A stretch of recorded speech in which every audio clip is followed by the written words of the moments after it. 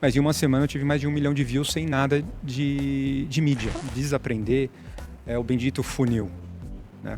Funil permite que eu seja ineficiente. Acho que você precisa ter empatia de você falar assim, que dor, que solução, o porquê que está acontecendo isso, que está acontecendo. Ele teve um dia que deu um clique e eu tinha um viés de business, né, de negócio, e daí eu entendi que o que eu gostava era encantar as pessoas. Se você sabe 2 línguas, você é bilíngue. Se você sabe 3 línguas, você é trilíngue.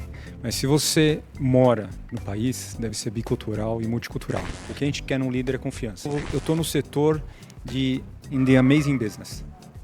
O meu trabalho é surpreender as pessoas. Os dados te mostram o que está acontecendo, mas não o porquê. Acho que você precisa ter empatia de você falar assim, que dor, que solução, o porquê que está acontecendo isso, que está acontecendo.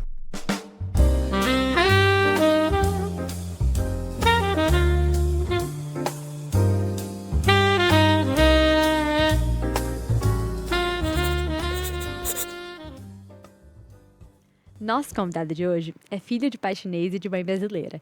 Ele mesmo se define como um vira-lata curioso. Já passou por marcas como Globo, Mercedes-Benz e Samsung, cruzando PR, vendas, produtos e dados. Hoje é vice-presidente de marketing de uma empresa onde a marca quase não aparece, mas está por trás de tudo que funciona. Arthur, seja muito bem-vindo ao Slogan. Muito obrigado, Juliana. É um prazer estar aqui. Obrigado pelo convite. Imagina.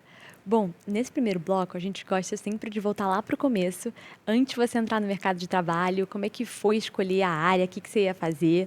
Eu estava vendo que antes mesmo de você começar a trabalhar, com 17 anos, você fez um summer job no Clube Med. Verdade, verdade. Eu gosto de começar, né? Meu avô tinha uma máxima que ele falava assim, se você sabe 2 línguas, você é bilíngue. Se você sabe 3 línguas, você é trilíngue. Mas se você mora no país, deve ser bicultural e multicultural, né? Meu avô chinês, mãe brasileira, eu tive educação em colégio americano, mas eu sempre quis realmente, acho que, morar nos Estados Unidos. Acabei indo para os Estados Unidos com 16 anos, morando em Minneapolis. E quando eu voltei, todos os meus colegas estavam falando, vou fazer summer job, vou fazer summer job. Então eu vim com essa mentalidade de volta para o Brasil.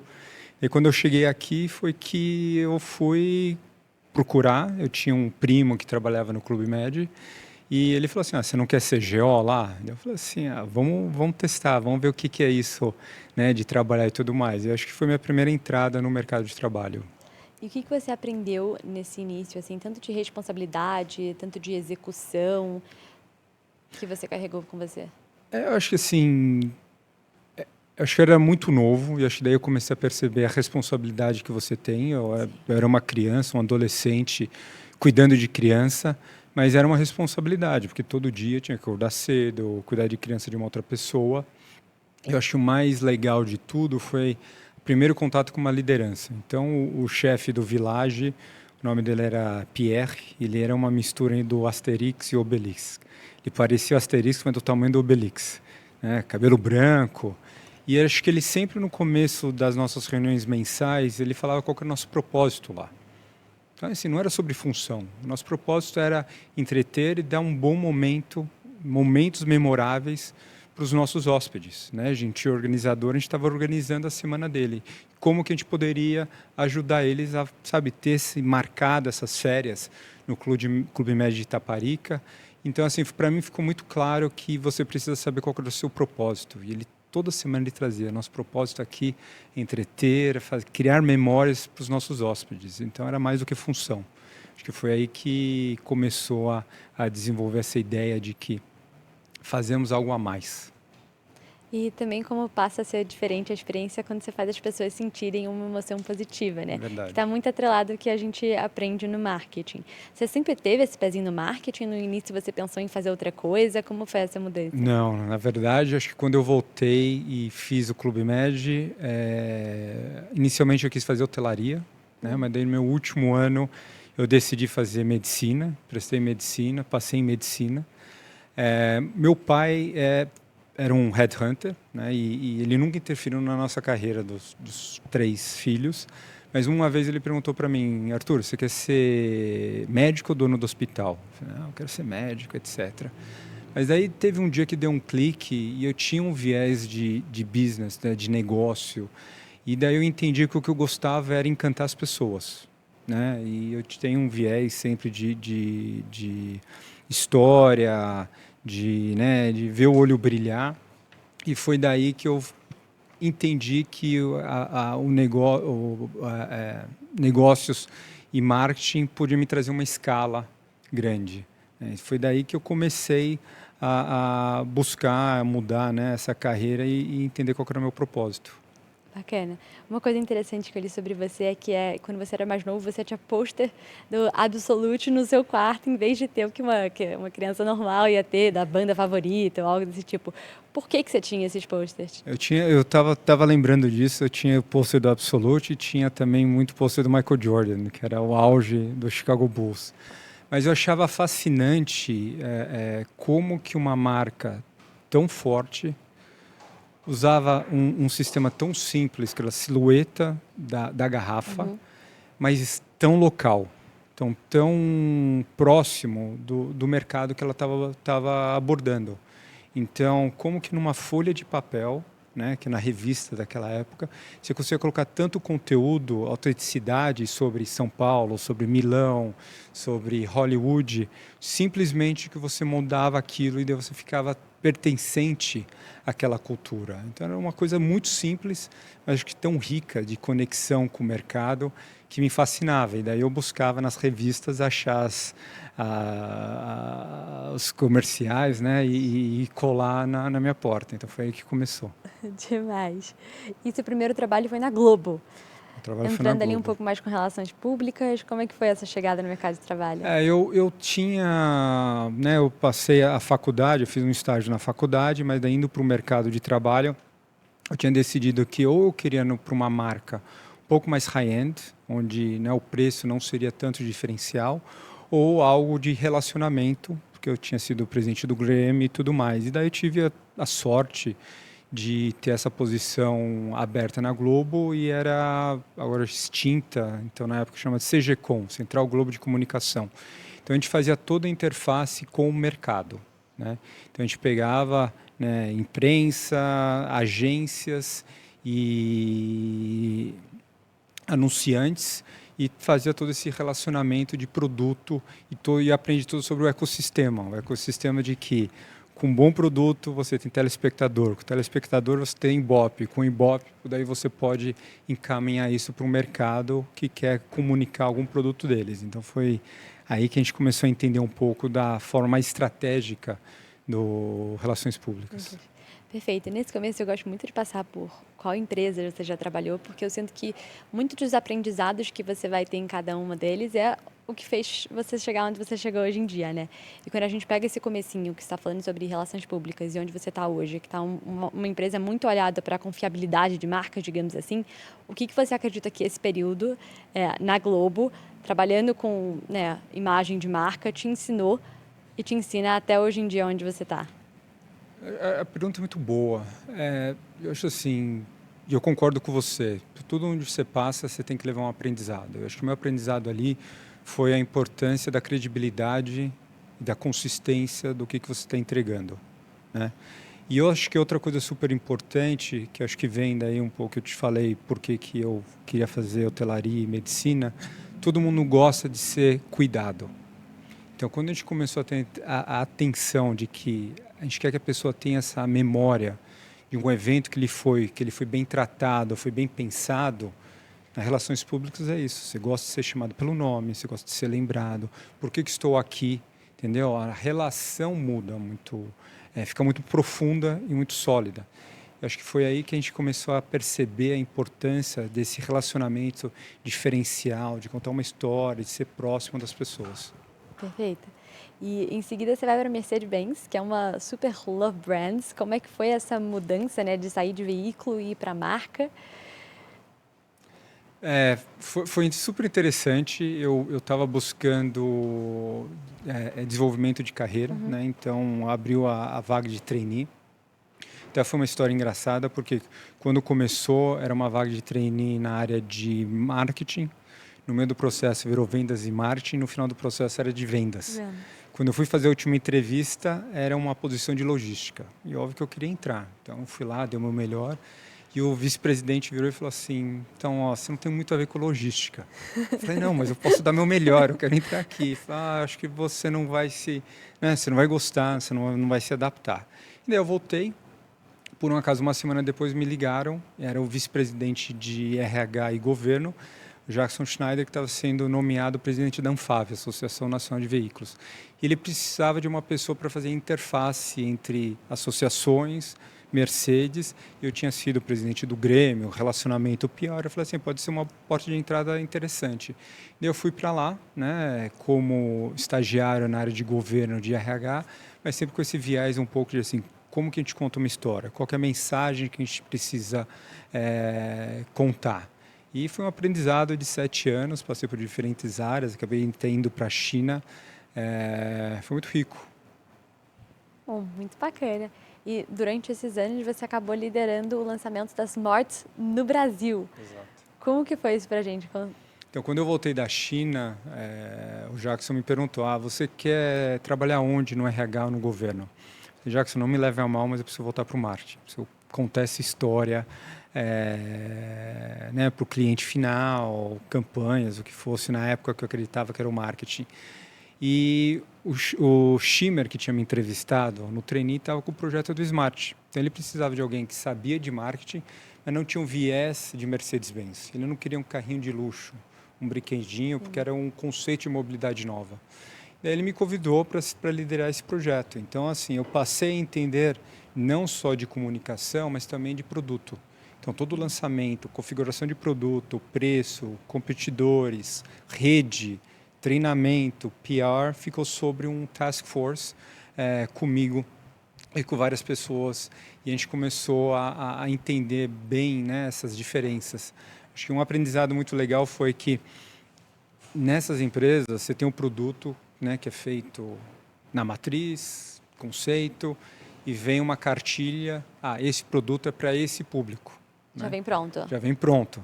E no nosso caso, chamava DINK, Double Income No Kids. Então, jovens de 30 e poucos anos, que não têm filhos, não precisam de um carro grande, que é um carro, uma boa mobilidade legal, mas menor, etc. E o que a gente começou a perceber, e acho que daí a riqueza de você ser rápido e entender as informações, foi quem estava comprando, foi o que a gente chamava de empty nests. São pessoas mais velhas, que os filhos já tinham saído para a faculdade, começam a viajar de novo para a Europa, para a Itália. Então, tem uma semana memorável dirigindo o Smart, e quando voltam quer trazer isso de novo. Então, essas pessoas tinham também uma condições financeiras melhores, e a gente percebeu que a gente teve que mudar um pouco para capitalizar em cima disso. Então, não era o Double Income No Kids que estavam comprando, e sim esses empty nesters. Então, ficou algo de revoltar, sabe, de memória, nostalgia quase, dessas épocas que eles tinham quando eles começaram a viajar, se sentir jovem. Era mais sobre se sentir jovem do que qualquer outra coisa. Então, o público mudou ali, digamos, quem era o público-alvo de vocês, né? Exato. Isso é muito interessante, né? Outro dia eu estava lendo até a história do WhatsApp, e ele falava muito sobre... Ele lançou um produto com uma funcionalidade que era sobre ser status. Depois ele foi perceber que quando o iPhone lançou o Push Notification, e quando você mudava o status no WhatsApp aparecia para todo mundo, a galera passou a usar o WhatsApp e antes não usava. E aí ele entendeu que, na verdade, a galera queria presença, saber onde é que a galera tá, em vez da questão do status. E mudou totalmente o rumo do produto. E aí ele conta que mais do que lançar um bom produto, né, uma boa ideia, é você conseguir adaptar rápido por comportamento que você indicou que mais prevalece naquele negócio, né? E foi um pouco disso. É exatamente isso. Então a gente começou a perceber isso, que você precisa ser muito rápido. Eu acho que ajuda, né, você a construir seu projeto, sua estratégia. Mas não dá para você ficar naquilo se você não olhar o mercado, porque o mercado é mutável, né? Os valores são diferentes de país para país, de região para região. Então, você precisa capturar isso e criar valor disso da maneira certa, porque senão fica caro, é um preço a mais e tudo mais. Mas nesse caso, então, qual que você acredita que é a maior importância de já chegar com uma persona pronta? Eu acho que assim, ajuda você a questionar também, entendeu? Ajuda você a olhar, porque assim, o produto foi produzido, deveria ter sido produzido para resolver uma solução. Então, tá ali, não é simplesmente, Certo. não, criei algo. Então, ele começa essa narrativa. Acho que cabe daí ao gestor, local, e você começa a interpretar isso e falar assim, sim, está coeso, não, nossos valores são diferentes, nossos problemas aqui são diferentes.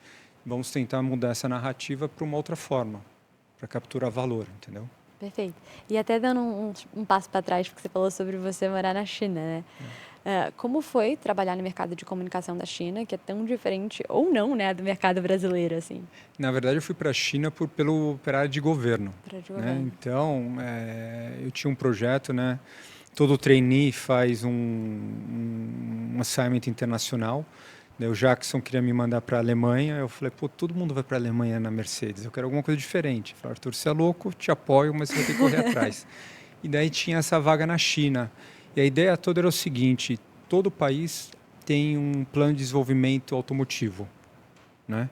Tá. E falam das mesmas coisas: combustível, emissões, cilindrada, produção, mas cada um pauta valores e pesos diferentes. Então, vamos falar sobre financiamento. O Japão não precisava de conhecimento, já tem carros, já tem marcas de carros sólidas, mas eles precisavam de capital. Então, você entrava com o capital.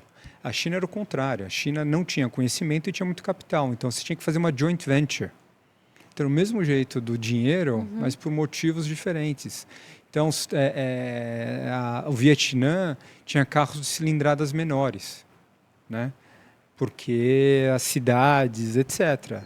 Enquanto outras cidades se cultivavam carros maiores, então tinha menos imposto para carros maiores.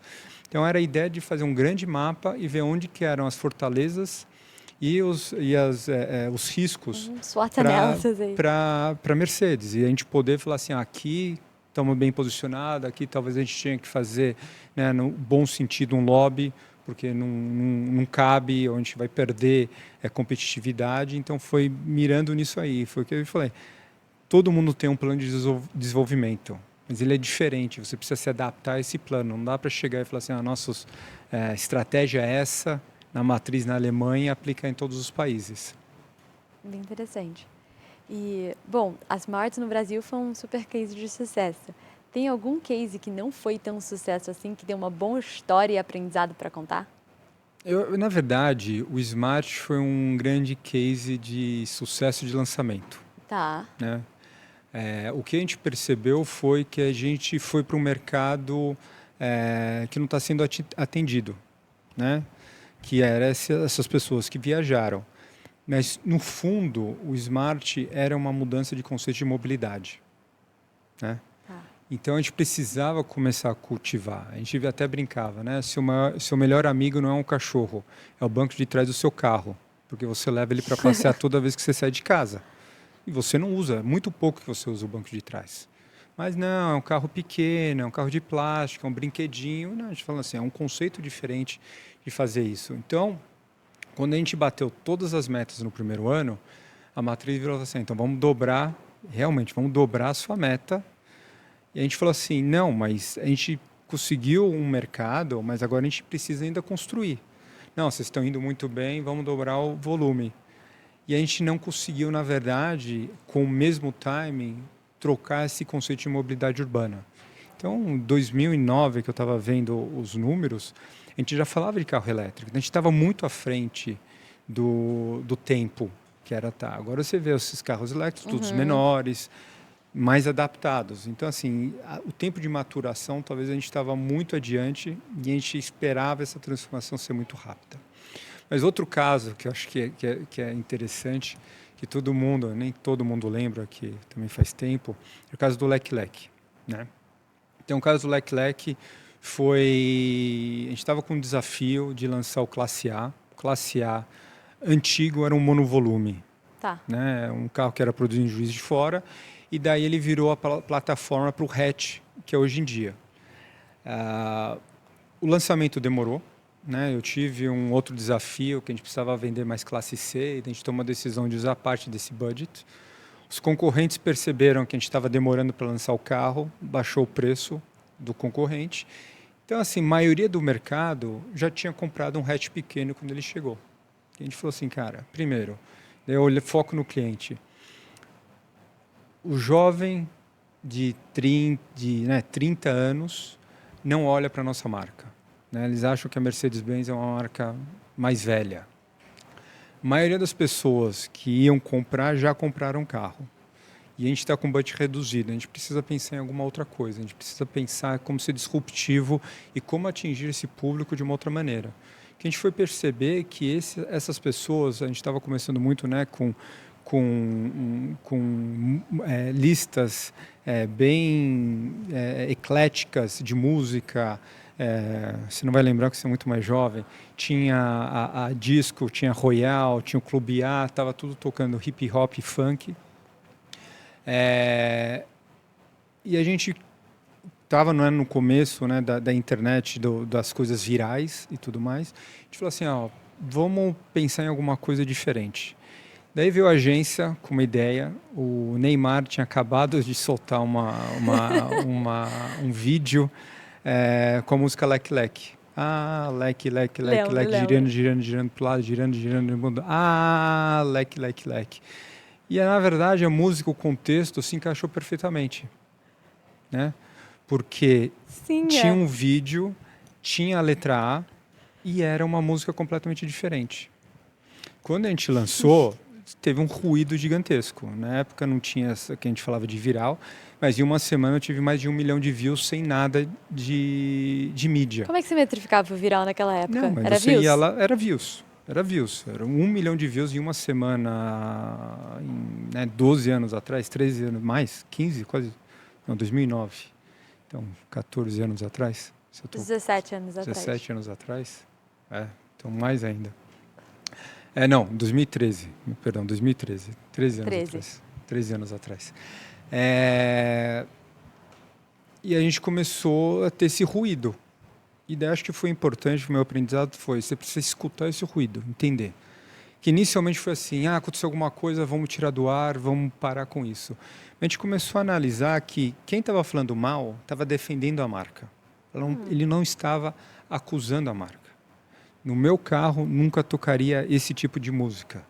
O meu carro toca esse tipo de música. Então não estava diluindo a marca. E o contrário estava acontecendo. Pela primeira vez, a gente via jovens realmente buscando essa atenção. No lançamento, a gente teve 5 meses de fila de espera. Os concessionários lotados, com clientes que nunca entraram na concessionária. A gente começou a vender um outro carro, que é o Classe B, porque iam, não o Jinx, né, Double Incomes No Kids, mas ia o jovem com filho pequeno, olhava o Classe A, o Classe A é menor, vou comprar o Classe B. Então a gente começou até a vender Classe B a mais. E daí eu comecei a perceber que assim, tem muito telespectador passivo que fala, não gosto, não gostei, etc. Mas eu acho que eles não entenderam o contexto que a gente teve que ir e a gente estava muito bem focado no público-alvo que a gente estava buscando. Então, a gente foi autêntico com o tipo de música que ele estava escutando, a gente foi irreverente, a gente mudou um pouco daquela, sisudo, sério, da Mercedes, que esse cliente não queria. Então, foi, acho que, um grande caso de você começar a entender, escutar melhor e compreender o que está acontecendo. Muito bacana. Bom, entrando em uma próxima fase dessa carreira, você foi para a Ducati. Então, uma carreira aí em marcas de carro. Você gosta de carro? Gosto de carro. Você queria pela Mercedes pela sua paixão por carro ou não, só por ser uma marca bacana? Não, eu fui pela oportunidade da carreira, mas sempre gostei de carro, gostava da marca. Sorte, acho. Seu carro favorito? Mercedes. Bom, mas a Ducati é uma marca italiana que é movida a paixão, desejo, estética. Como é que foi essa mudança de um universo para o outro? Foi super interessante também. Eu acho que quando eu mudei para cuidar não só de marketing, mas de marketing, PR, imprensa. Então, juntar publicidade e advertisement. E daí eu peguei a parte de vendas de roupa, collection, que eu já queria colocar o pé no collection. E foi uma marca que, na verdade, a gente teve que reconstruir. né? Que até então tinha sido um importador independente, teve um problema sério com estoque, com gravame, etc. E a gente veio como subsidiária oficial para realmente reconstruir a marca e operar da forma como a matriz queria. Então, eu acho que assim, é super interessante porque apesar da Mercedes ter um fator emocional, né? Mas óbvio, Sim. tem um fator racional, como todo produto de alto valor agregado você tem, mas tem um valor emocional. Na Ducati, o fator emocional lidera. Então, é tudo sobre emoção, né? Então, a gente tinha eventos, Voudeville, World Ducati Week, que vão centenas de milhares de pessoas para a Itália para passar um final de semana andando de moto numa pista. Entendeu? Incrível. E assim, é uma loucura. E a gente começou a perceber a importância da comunidade. Tem muitas comunidades. Então, assim, é muito pautado pela paixão. Do que eu sou essa paixão, o que eu gosto, etc. Então, foi uma reconstrução de marca, foi muito pautado, né, estamos aqui oficialmente, né, de seriedade, mas também trazendo todo essa diversão. A gente acabou até abrindo uma loja, acho que das primeiras lojas de carro, de moto, no shopping. Era uma loja dentro do JK. Hoje em dia você vê carro fazendo isso. Então a gente conseguiu usar bastante também pela Ducati. Muito bom. Bom, em seguida, Electrolux, que tem uma pegada muito mais foco em produto, digamos assim, a funcionalidade deles. Como é que foi? A Electrolux foi, acho que, um grande choque para mim no começo, que até então eu tinha trabalhado com redes de distribuição monomarca. Uma concessionária Mercedes, só tinha Mercedes ou Smart. Tá. Ducati, só tinha Ducati. Daí você vai para a Electrolux, onde que seu parceiro vende de tudo. Vende seu concorrente. E eles tinham um conceito que é muito rico, que a gente chamava de triângulo da inovação. Em vez de eu receber o produto pronto lá de fora, agora eu produzi um produto específico para o mercado. Então a gente ia para o mercado para entender quais são as soluções que o cliente está buscando, né? O que ele quer. E era muito sobre pesquisa. Então a gente tinha pesquisa toda semana com o cliente. Vai para a rua e faz pesquisa? Focus group, levava produto concorrente para entender, porque, né, o presidente na época, o Rui, ele tinha a convicção e funcionava que ele ia converter o cliente no ponto de venda. Então você vai para a loja, mas eu sei tão bem sobre a Juliana que no ponto de venda eu vou te converter. Mas para isso você precisa saber muito bem da Juliana. Por isso que a gente fazia tanta pesquisa. A gente produzia o produto ideal, era limpeza, era tamanho, etc. E acho que tem alguns fatores engraçados que a gente descobriu aí, o que motiva, e às vezes é muito mais emocional do que outra coisa. Demais. Eu já vi você em uma entrevista falar que você não é muito fã dos 4Ps, você prefere um conceito chamado Shiva. Isso é verdade. Explica pra gente um pouco sobre isso. É controverso, na verdade. Eu entendo a beleza dos 4Ps. Né? Muito simples. E acho que é isso que a gente precisa fazer, simplificar. Então, os 4Ps, para quem está aprendendo, é muito bom. Mas eu acho que ele tira o foco da necessidade real de que a gente está fazendo no marketing. Né? Você já deve ter escutado, precisamos desovar esse produto. Então, o marketing vem quando a oferta é maior do que a demanda. Então, eu posso ter qualquer produto, se eu abaixar muito o preço, se eu aumentar muito a propaganda, ou se eu distribuir muito, eu vou desovar. Eu vou mexer esse produto do meu ownership para o seu. Mas ele não vai agregar valor, talvez, para você. Porque está muito barato, não era realmente o que você queria, então está tudo pautado no produto. Quando eu vi esse conceito, até de uma pessoa que trabalhou com o Potter, ele trouxe que o Shiva é, na verdade, S de solução, I de informação, V de valor e A de acesso. Então, você precisa saber exatamente qual que é a solução que o seu cliente está buscando. E por isso que vem pesquisa, por isso que vem, às vezes, tribos. O que é essa solução? Um produto pode ter mais de uma solução. o exemplo que eu dou. Então, um boné. Um boné pode ser para que ele foi feito, que é para proteger seu rosto do sol. Ou um boné pode ser um item fashion, para você que era de no New York Yankees, de jeans, para ir no rodeio. Ou pode ser, e daí as pessoas achavam meio louco, eu tenho uma foto em Londres, para localizar alguém. Então, se eu sou um agente de viagens, eu posso falar, procura o boné laranja que está aqui. Na verdade, eu vi um monte de criancinha andando nas ruas de Londres com o mesmo boné para você identificar. Então, o mesmo produto tem 3 soluções diferentes. E aí, qual que é o seu papel? Da informação necessária que esse cliente quer. E essa informação, e não é dado, então é uma informação específica que a Juliana precisa, você cria valor. E você pode trabalhar 3 tipos de informações para 3 tipos de pessoas 3 diferentes. públicos diferentes, exato. Então, qual que é? Diferentes. Então, hoje em dia, quais são as tribos? Pode ser eficiência, pode ser resiliência, mas é o mesmo produto que eu preciso entender o que você quer. E o último é o acesso. Qual que é o jeito mais fácil de você conseguir esse produto? É numa gôndola, é na internet, sabe? Você precisa experimentar, você não precisa experimentar. Então, daí, tendo o cliente como foco real, né? Eu busco a solução que ele quer, qualquer informação, junto a gente cria valor, então não é mais promoção ou preço. E daí, o último é qual que é o melhor acesso dele para levar esse produto.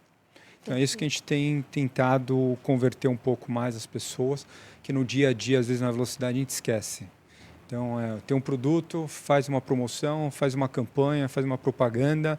Assim, qual que é a solução que o cliente está buscando? Qual que é a informação que a gente vai trazer para ele? O que é importante para ele? Perfeito. O 4Ps ele é mais focado em produto e o Shiva ele é mais focado na pessoa, digamos assim, né? Exato. Bom, e antes de você chegar no momento que você está aqui hoje, você passou pela Samsung, com projetos Latinoamérica. Eu já vi que você gosta de uns conceitos, porque eu escutei outro que você fala chamado Pali Pali, que estava voltado um pouquinho ali na cultura coreana. Então você sai de uma cultura chinesa, italiana e agora é coreana. Já vi que você gosta de todas essas culturas. Como é que foi isso para você? Eu acho que, de novo, a curiosidade multicultural é algo muito rico para mim. Então, entender, acho que hoje em dia, óbvio que eticamente tem o certo e o errado, mas culturalmente tem todo um motivo por trás. É isso que eu tento agregar contexto, agregar para fazer. E indo para a cultura coreana, então muito claro, né? Pali Pali quer dizer rápido, rápido. Não é uma vez, é 2 vezes rápido. E falaram, você vai escutar muito Pali Pali. Na verdade, eu nunca escutei Pali Pali. Nunca escutou? Mas é um conceito que está em todos os dias. Tudo que você faz é sobre velocidade, é sobre rapidez, é sobre ser pragmático. Entendeu? Eu não vou ficar discutindo muito. O que é importante, acho que o rico que foi desse aprendizado todo foi pegar isso, cultura coreana, velocidade e ação, mas trazer um pouco da cultura latino-americana, que assim, qual que é o contexto? Entendi. Porque a gente quer entender o porquê das coisas, né? Então, podendo juntar essa necessidade de velocidade, você começando a compreender, tá? Deixa eu buscar o contexto, porque a gente faz isso, você consegue que o time haja de forma mais rápida. E na Samsung era isso, era sobre velocidade, era sobre ação, é sobre ser pragmático nas suas coisas e mensurar, avaliar e corrigir. Então, é sobre essa evolução contínua de melhoria. Muito interessante. Bom, com sua chegada na Schneider Elétrica, você sai de uma carreira em B2C, falando com o consumidor final, e você agora chega no B2B, por trás de uma marca que está em todos os lugares, mas ela acaba sendo mais invisível para o consumidor final, né? Como é que foi esse desafio de mudar um pouco de... Está sendo um desafio muito bom, acho que é um aprendizado muito rico. Acho que você falou, algo que a gente fala internamente, que a gente é a empresa mais invisível do mundo. E as pessoas me perguntam por quê. Você fala assim, a necessidade da energia elétrica está em todos os lugares, né? Então, a gente tem gestão energética, todas as fábricas têm automação, então as máquinas lidam por impulsos elétricos. Então, daí você vai para hospitais, prédios, fábricas, escolas. Então, tudo precisa dessa gestão. Então, a gente está lá, embedado lá, mas o que a gente está tentando trazer, acho que o nosso grande desafio é como que a gente cria esse valor diferencial de ser mais do que um produto, Perfeito. e sim uma solução para uma necessidade do nosso cliente. Tem sido muito rico aprender dos meus colegas como que o mundo B2B funciona, que é bem diferente do B2C hoje em dia. O que você diria que é mais diferente e o que é mais parecido? Eu acho que os ciclos são mais longos, então você precisa cuidar muito bem desse ciclo de timing. Então, quando você está desenhando uma campanha, você pensa em todos esses ciclos para poder nutrir aquele cliente no pipeline por um tempo, ao contrário do B2C, que você pode... Exato. No B2C, assim, sendo muito simplista, não é tão simples assim para os meus colegas, eu sei que não, mas é sobre, né, share of voice, tá lá, porque você tem muita gente comprando aquilo naquele momento. Como a decisão é longa, muitas vezes passa por instâncias diferentes, por níveis diferentes, desde o projetista ao gerente de manutenção, ao diretor da fábrica, ao vice-presidente de operações e ao CEO, cargos diferentes, em momentos diferentes, com necessidades diferentes, né? E daí como que você consegue a informação certa, no momento certo, ser, né, efetivo com a sua comunicação, com os seus valores. Estão buscando, como a gente falou, acho que a Schneider Electric, ela traz esse lado de eficiência, produtividade e resiliência. Resiliência, assim, sua fábrica não vai parar, seu hospital não vai faltar energia e você vai conseguir operar de uma forma correta. Essa informação precisa trazer em qual momento para quem. Esse técnico é sobre eficiência, sobre produtividade, é sobre resiliência. O que toca ele melhor? Então, é esse ponto todo que eu acho que é um pouco mais complexo no roteiro aqui do B2B. Interessante. E mais interessante ainda é que, por mais que a gente esteja falando do B2B, a gente está falando de características de marcas que são emoções, são sentimentos no fim do dia que também poderiam ser aplicadas no B2C. Quando a gente está falando de distribuição de canal, muda muito uma estratégia B2B para B2C? Como que funciona hoje para vocês? Não, muda. Acho que ele também muda onde que você está nesse processo todo. Então, na verdade, a Schneider tem uma gama de produtos muito grande, né? Então, a gente tem uma parte no B2C, então, disjuntores, interruptores. Produto de entrada, assim, né? O primeiro contato com a marca, diria? Eu não vou falar de entrada, eu vou falar de residencial. Tá. Então, a tua casa tem interruptores, disjuntores, sistemas de IoT, câmeras, fechaduras. Tudo isso a gente opera, porque, de novo, são impulsos elétricos. Daí você vai para a indústria. Então, daí você precisa de maquinário um pouco mais sofisticado, painéis elétricos. Então, toda a energia entra, essa energia precisa ser distribuída, protegida, tudo mais pelos painéis elétricos. Perfeito. E depois esses impulsos elétricos vão até uma máquina. Então, daí tem automação, mensuração. Como que eu aumento e diminuo esse poder de fábrica. E tudo isso poderia, e esse que é o nosso diferencial grande que a gente gosta de trazer, virar dados, esses dados viram informação, daí eu coloco um layer de softwares, inteligência artificial, para você conseguir operar melhor sua fábrica ou fábricas, né? Então, você consegue fazer essa gestão de um escritório só, sabendo como estão suas fábricas, em termos de energia, em termos de produção, em termos de recurso. Perfeito. E onde é que a inteligência artificial, principalmente a forma como a gente conhece hoje, né, que está mais democrática, mudou a forma como vocês comunicam para o B2B? Se é que mudou. A gente tem usado muito, né, como a gente está falando, tribos diferentes, como que a gente consegue trazer títulos e conteúdo específico para cada um deles muito mais rápido, ajudar a gente a criar conteúdo de internet também, né, ter muita informação, como que eu consigo um script mais adequado para aquele público, com as nossas informações e daí com o toque humano da pessoa se apresentar. A gente tem de processo de compra, então a gente tem um AI que dos muitos contatos que a gente recebe via site, via nosso aplicativo, o que é uma pergunta, o que é uma reclamação, o que é uma cotação, para jogar essa informação rapidamente para a pessoa e para o grupo certo, para ser atendido A gente foi considerado a empresa mais sustentável do mundo, 2 vezes pela Times, 2 vezes pela Corporate Knights. Então, sustentabilidade é muito sério para a gente. Então, a gente tem uma AI que vai mapear todos os executivos e tudo que a gente fala sobre sustentabilidade é mensurado para não ter greenwashing. Perfeito. Então, se você estiver falando alguma coisa de greenwashing aqui... Ele vai levantar um flag e vai me recomendar as melhorias, as correções que eu tenho que fazer. Tão sério que a gente leva a sustentabilidade e a mensagem que a gente tem que passar. Então, a gente tem usado a inteligência artificial internamente para isso, mas o mais, eu acho que rico, é como que a gente usa isso para o nosso cliente final. Então, de novo, toda essa informação, todo esse dado pode ser interpretado, adequado, para que você use menos energia, para que você seja mais flexível, para que você não tenha paradas da sua fábrica por causa do sistema. Muito bacana. Bom, quando a gente está falando sobre linguagem de comunicação, quando a gente fala com B2B, você pode trabalhar uma linguagem um pouco mais técnica, porque no fim do dia a gente está falando com o ramo dele e ele vai entender, né? Mas uma coisa que a gente estava falando muito bacana antes de começar o podcast é, no fim do dia, o que é mais fácil é mais espalhado, digamos assim, né? E como que a gente pode traduzir algo técnico, até para essas pessoas B2B, né? Em algo mais simples, como conseguindo visualizar aquela história. Como você enxerga isso?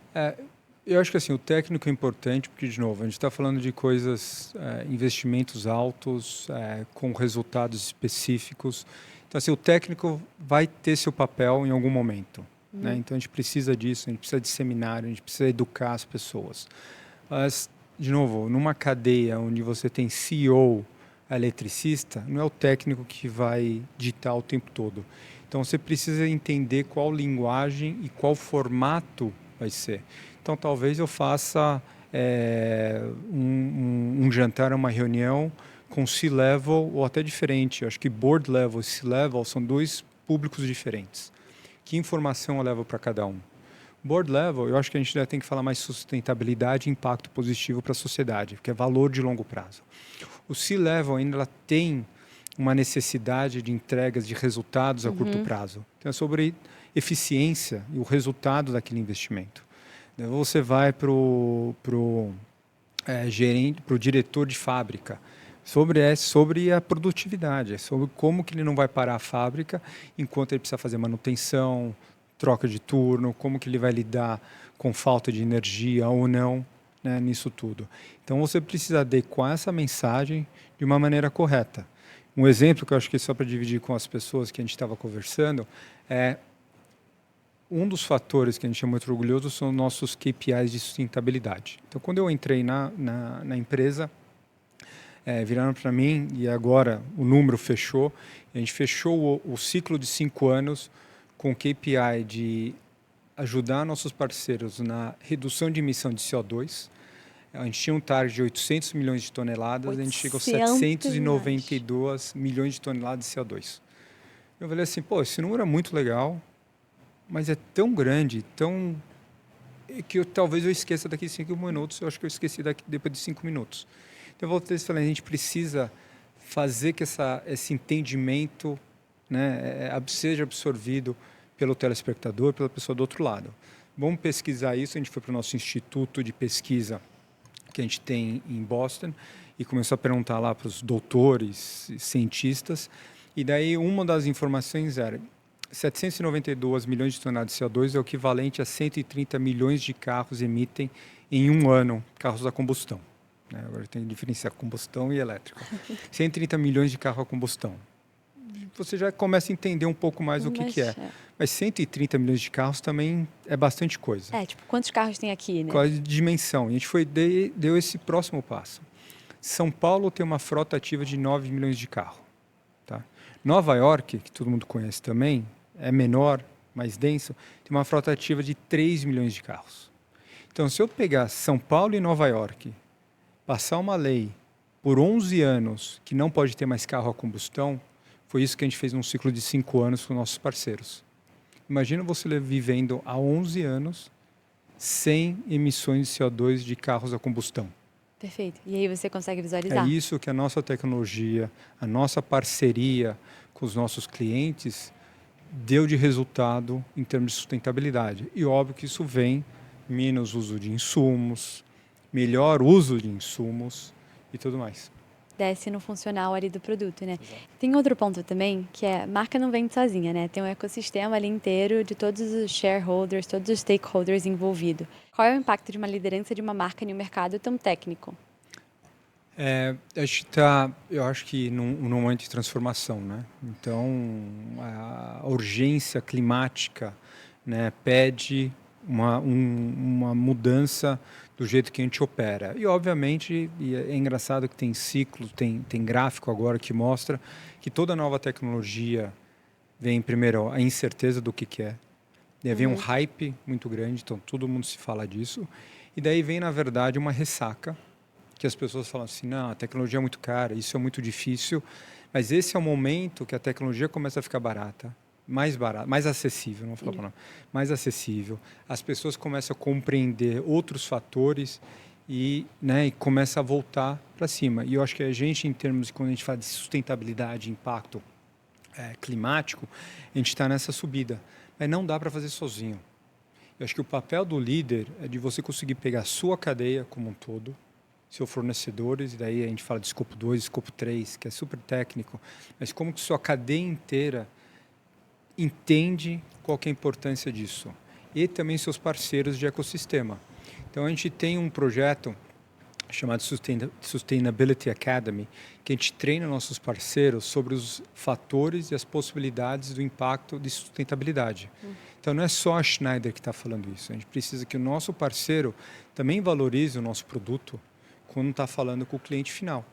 Então, qual que é a importância de você ter um bom sistema, um sistema que foi produzido de uma forma diferente, que não tem gás de emissão, que nem SM AirSet, que não tem aquele gás nocivo, né? Qual que é a diferença disso? Como que você pode interpretar esses dados e mudar esse conceito todo? Então, acho que o papel do líder é de transformação de toda a sua cadeia. Não é assim, eu estou fazendo isso. Eu acho que ele precisa multiplicar. E é isso que eu acho que a Schneider tem feito. Tem um papel educacional muito grande. Exato. Bacana. Bom, trazendo um pouco para o B2C, aí você interpreta esse lado B2B. Existe collabs no mundo B2B? Seja com indústria, infraestrutura, enfim. Eu acho que a palavra collab é muito legal. Sinto saudades dessa palavra collab. Acho que tem parceria. Acho que tem parcerias, né? Um dos também fatores que a gente está muito orgulhoso é que dos nossos KPIs de sustentabilidade tem educação. Vai ter um grande gap de eletricistas. Então a gente sabe que a gente precisa educar as pessoas mais nesses fatores. Geralmente a gente pega a educar acima do ensino técnico, né? Então pessoas lá nos seus 15, 17 anos, mais velhos, a gente tem parceiros como o Senai, e depois a gente está entrando mais, né, em engenharia e tudo mais, e a gente quer até ir para MBAs, mostrar a importância, né, de um mindset mais sustentável. Mas a gente percebeu que a qualidade de pessoas que chegam para o ensino técnico também tem que ser boas. Então a gente conseguiu, e foi muito por um acaso, o meu chefe conheceu o Instituto Ayrton Senna, buscou a gente, me levou para uma reunião e falou assim, eu quero tentar fazer uma parceria com eles. A gente acabou formando essa parceria porque o Instituto começa a formar melhor o ensino básico brasileiro. 85% dos jovens vão para a rede pública, né? Dados do Instituto Ayrton Senna, de cada 10 crianças que entram no sistema, só 6 se formam. Dos 6 que se formaram, 3 compreendem português no final, quando eles terminam o ciclo deles. E menos de um consegue fazer uma equação matemática de dificuldade média. Como que eu quero um eletricista nessa situação? E aí é um trabalho tão bonito que o Instituto está fazendo de realmente dar segurança, de educar melhor, de ajudar o sistema, os professores, a dar oportunidade para esses jovens, né? O brasileiro é tão animado, tão rico, tanta potencial, que precisa de um sistema mais forte.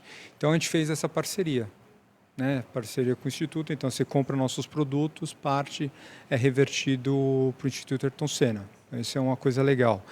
A gente tem outros também, como eu falei anteriormente, que a gente acredita que eletricidade é um direito humano para ter acesso à educação, à saúde, a poder cozinhar, a segurança alimentar, você ter uma geladeira, conforto também é importante. E, obviamente, né, tem muitas dessas comunidades, né, guardiões das florestas na Amazônia, que não têm acesso à energia. Então, o projeto Saúde e Alegria é uma instituição que ajuda a levar eletricidade para essas comunidades. E a gente é um parceiro com eles, de levar essa eletricidade, acesso à energia para essas comunidades. Eu tive numa comunidade e a gente acho que não valoriza, né, a importância, primeiro, da energia e, segundo, do compromisso. A gente estava nessa comunidade e eu fui nesse restaurante da comunidade, cozinheira de mão cheia, a filha do líder da comunidade, e a gente estava conversando um pouco, e ela falou como que seria importante ter energia renovável na aldeia. E daí ela falou assim, ó, às vezes eu faço uma reserva, turismo ecológico, faço uma reserva para 12 pessoas. Vem 6. 6 não queriam pegar o barco, estão de ressaca, preguiça. Eu produzi para 12. Minha única refeição. Quer dizer que metade da minha produção vai para o lixo. Eu preciso pegar um barco, a diesel, um barquinho, ir até Manaus comprar gelo, voltar, perder metade do gelo, 1/3 do gelo, para tentar manter essa produção, de repente, para o dia seguinte. Qual que é a importância da eletricidade para que eles se mantenham lá como guardiões da floresta? Então, é super importante, eu acho que isso é uma collab, uma parceria forte que a gente tem. A gente tem números, eu acho que é legal nisso. A FESO, que é uma instituição no Morumbi, só de mulheres. E a gente treina mulheres eletricistas. Bacana. Entendeu? Até mais que uma, 2, 3 estão trabalhando com a gente hoje em dia na Schneider. Então, fizeram todo o processo e hoje são estagiárias, analistas que passaram por isso. Perfeito. Então, digamos assim, que a collab de vocês é sobre muito estar junto a parceiros que vão ajudar você a chegar no seu propósito final, que é muito além do produto, digamos assim, né? Que é o que a empresa está se propondo a oferecer em primeiro lugar, que é a energia. Eu acho que você falou muito bem. Eu acho que a parceria é sobre ter parceiros com o mesmo propósito. É isso que fica rico. Então, são parceiros que realmente entendem isso, essa necessidade. A gente está ali para ajudar, a gente está ali para trazer esse ponto de oferecer uma oportunidade para essas pessoas. Perfeito. A minha próxima pergunta, eu acho que você já respondeu ela, é sobre como contar uma boa história no B2B. Me parece ser você voltar muito na solução do que aquele produto se propõe a fazer e contar de uma forma que as pessoas de fato consigam sink in aquilo, né? Como você deu o exemplo do carro. Falar de Nova York, falar de São Paulo, você consegue visualizar o impacto que aquela solução de fato tem na vida das pessoas. E talvez no B2B seja sobre isso? O que você acha? Eu acho que assim, sim, a gente precisa traduzir esse impacto, né? Falar só dos números, eu acho que é o reasons to believe. Reasons to believe, sim, é o número, mas como você chegou no número? E os casos de sucesso. Então, outras pessoas falando. A gente, na verdade, tem um caso interno super interessante. A gente tem um sistema chamado EcoStructure Building Operations. Então, é como operar um escritório, um prédio e tudo mais. E ele compõe de vários fatores, que é produtos conectados de qualidade. Então, sensores, luzes, cortina. Daí isso leva para uma camada de automação, né? E daí vem o AI para tentar entender tudo isso e como agir em cima dessas informações. Então, ele mede temperatura, umidade, incidência do sol, densidade populacional, não é só quantas pessoas estão, para realmente ver onde que eu preciso abaixar a cortina, se eu preciso abaixar a cortina ou não naquele dia. Se tem mais gente no escritório, de um lado, eu vou aumentar a temperatura daquele lado e ligar a luz. Se não tem gente do outro lado, eu não preciso que a temperatura esteja tão alta, né, tão baixa, e a luz ligada. Se as pessoas têm o costume de sair em um certo horário, ele também começa a entender todo esse, né, ser preditivo de como que eu vou operar. E no nosso caso, e a gente fez essa mensuração, a gente conseguiu reduzir em 51% o uso de energia no nosso escritório novo com o escritório antigo. Então, 51% de redução, né, do seu custo de energia é algo significativo. Perfeito. Então, eu consegui mostrar o que ele soluciona de uma forma simples e também contar cases de sucesso de como vocês fizeram isso já com o produto de vocês, né? Exato. E não só a dor ali no Oi Crua. Muito bacana. Bom, nesse último bloco, perguntinhas finais, a gente sempre faz as mesmas perguntas para todos os convidados. Mas a primeira delas a gente não faz para todos. Mas eu queria muito te perguntar, qual conselho você daria para uma pessoa que nem eu, jovem, que quer construir sua carreira no marketing? Assim, qual skills ela deveria ter para conseguir chegar lá? Curiosidade. Acho que eu falo assim, né? Marketing, como biologia, estudo da vida, física, estudo das forças entre massa, marketing, estudo sobre o mercado. O mercado são pessoas. Você tem que estar curiosa a entender, a pesquisar essas coisas que estão acontecendo. Como são pessoas, eu acho que aí falta, às vezes, quando você está sentado no escritório, no Olimpo, a empatia de entender por que os dados são aqueles. Os dados te mostram o que está acontecendo, mas não o porquê. Acho que você precisa ter empatia de você falar assim, que dor, que solução, o porquê que está acontecendo isso, que está acontecendo. E o último, eu acho que muda um pouco no dia a dia, principalmente eu acho que com o advento da inteligência artificial, que é velocidade na ação. Às vezes eu acho que a gente fica muito pautado no teórico, no conceito, e tem pouca efetividade da execução e do aprendizado. Vamos testar e melhorar.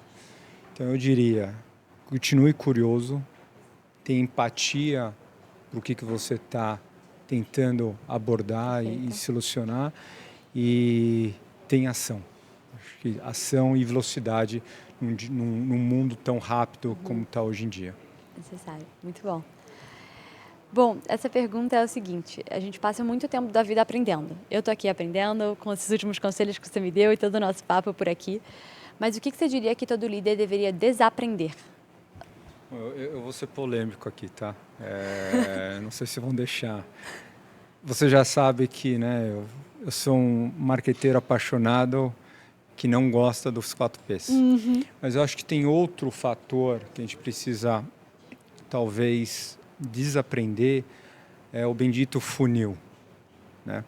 Funil permite que eu seja ineficiente. Está ali mostrando. Tente falar com um monte de gente, capture uma fração daquilo que você tem, né? Então é muito sobre ser massivo. O que eu tenho tentado construir junto com o meu time é esse conceito que, na verdade, até parece um bombom. Óbvio que eu preciso ter uma abertura, né, para trazer mais gente dentro.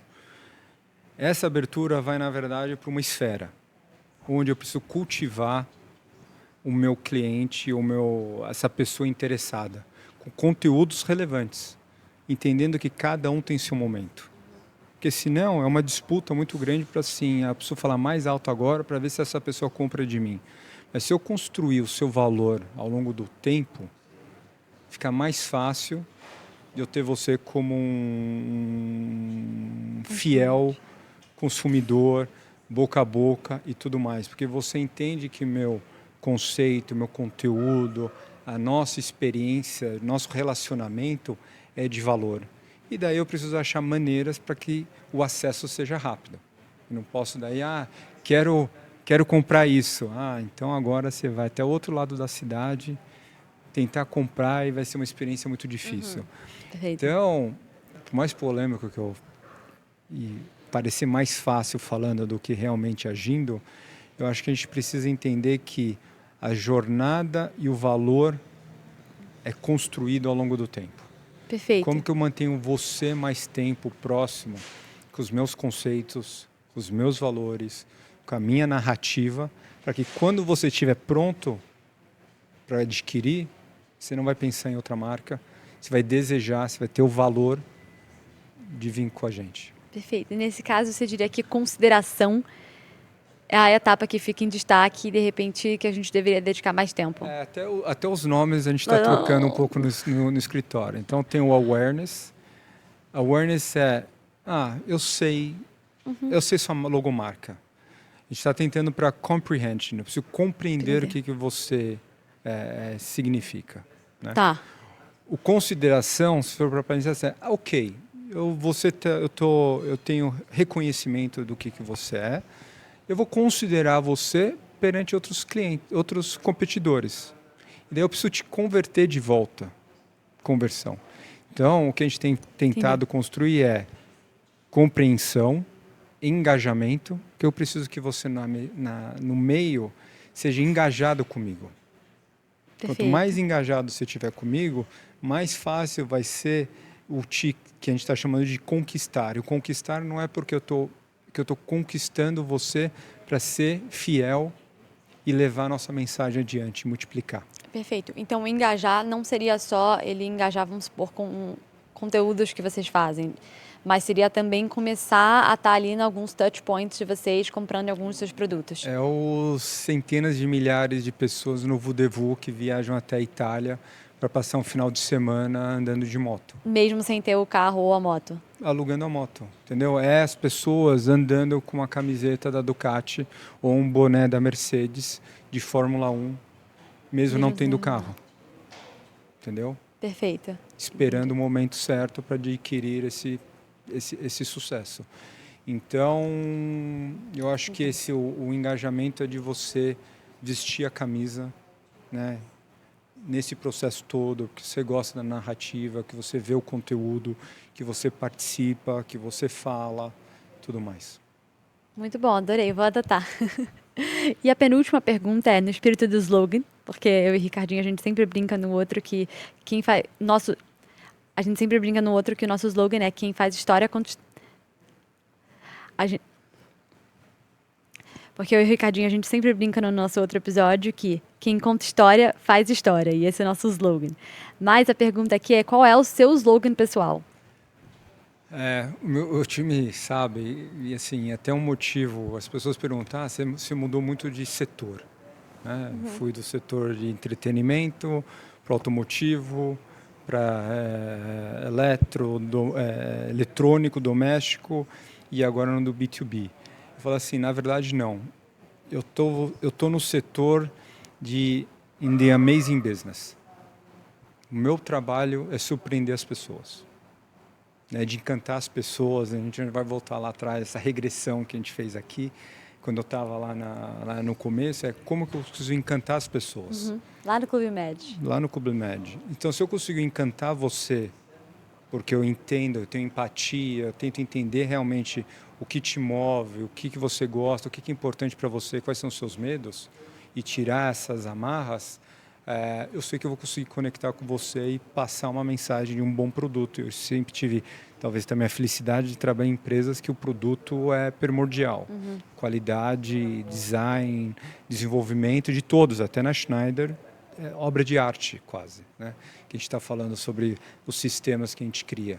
Então, se eu conseguir te surpreender, se eu tiver o cuidado e o interesse genuíno de te surpreender, eu sei que eu vou estar fazendo o meu trabalho.